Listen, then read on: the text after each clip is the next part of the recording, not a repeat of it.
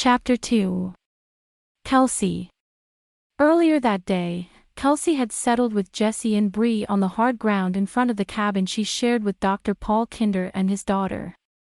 The house sat in a little clearing with 3 other log homes, each with cherry red or sunny yellow curtains peeking through the kitchen windows.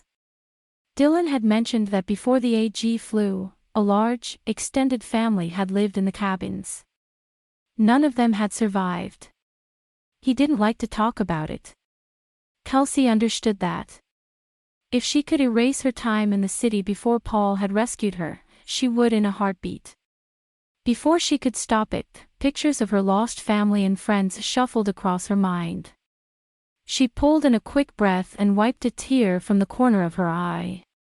Kelsey ran her hand over the back of her once scrawny black cat. Now the animal's fur was sleek, shiny even, and she purred in contentment. As one of the few pets among the mountaintop's inhabitants, Ebony received a lot of treats. She looked from her own large cabin to the other 3 smaller ones. Aaron occupied the house across from hers, and his brother Kurt lived with his family in the one to Kelsey's right. The one to her left housed an older couple, and she didn't know them very well. Cabins in the new community on Coles Mountain had been carefully divided so each area would have enough strong people to defend it.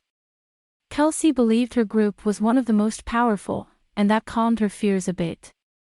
The horrors of the past few months still haunted her. Jesse reached over and ran a hand down Ebony's spine. The cat pushed her head against his palm, wanting more petting and loving every minute of attention. The sharp twang of a hammer strike came from inside the doctor's house. Paul had been banging away at something all day. They had all been working for weeks to fix the cabins up. What more could possibly be left? Another round of pounding ended in an exclamation of pain and a wild string of odd curses. The young people exploded into a fit of giggling. "Dad should really watch those fingers of his, he's the only surgeon we know of," Bree said as soon as she could catch some air. Footsteps thumped their way toward the front door, and Paul pushed open the screen, quickly saying, "Bree, get some more nails from Aaron." "Oh, boy," Bree said under her breath as she rose to do as he asked. "He's on a roll with something now." Kelsey and Jesse smothered more laughter as she walked away. "And you too," Paul said. "When I'm done here, we'll have another first aid class." The doctor had said that being the only person with medical training didn't sit well with him, so he had begun giving medical education to all interested. Not only would the training be useful to everyone, but it also helped discern who had enough skill and interest to move to more advanced areas. Bree was a no-brainer. One of the first things she told Kelsey was that she dreamed of becoming a doctor from the time she could crawl. But Paul also encouraged Kelsey and Jesse to take the first aid classes. The more people who knew medicine, the better. Jesse and Kelsey nodded at his hurried instructions. They still had a little more time. Jesse pulled a CD player out of his backpack and turned it on.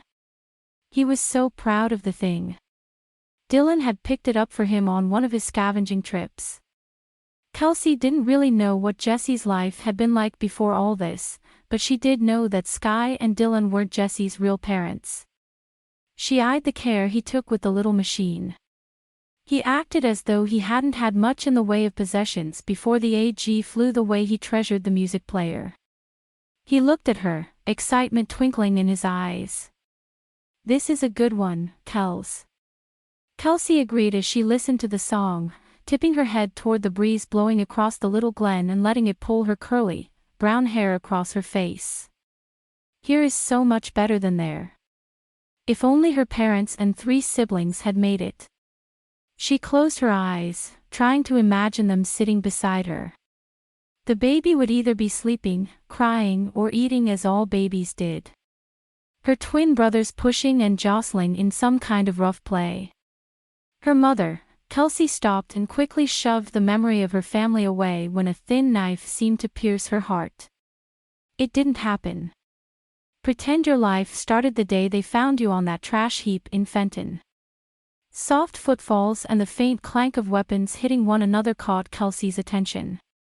She opened her eyes. Dylan and Wade strolled toward her and Jesse.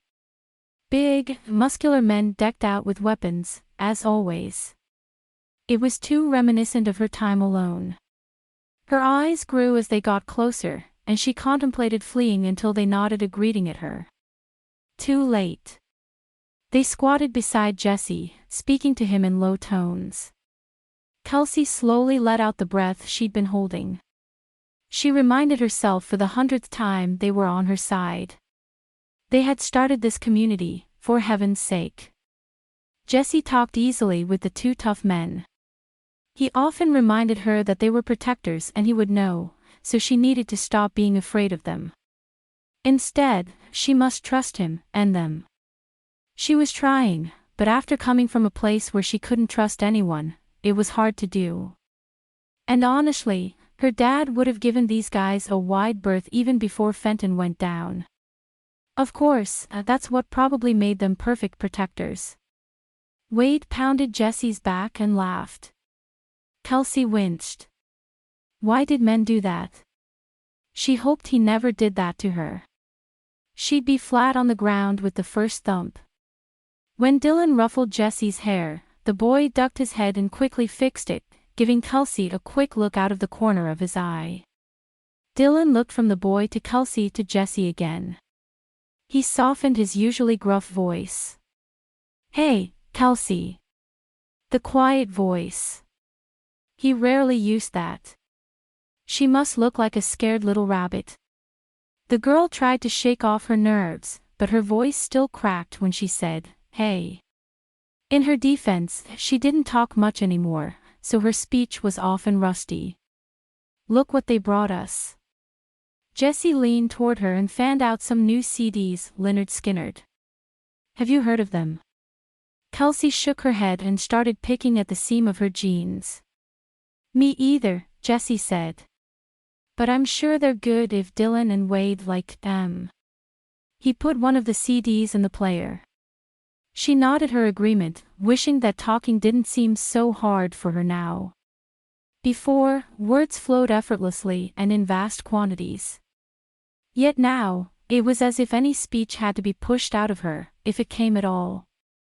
Sky said it would get better, Kelsey just needed to give it time. You'll like them, girly, Wade said as Kelsey peeked up at him.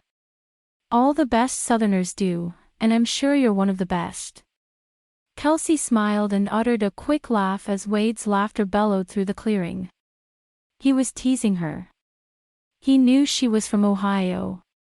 She'll like it anyway, Jesse said. Won't you, Kelsey?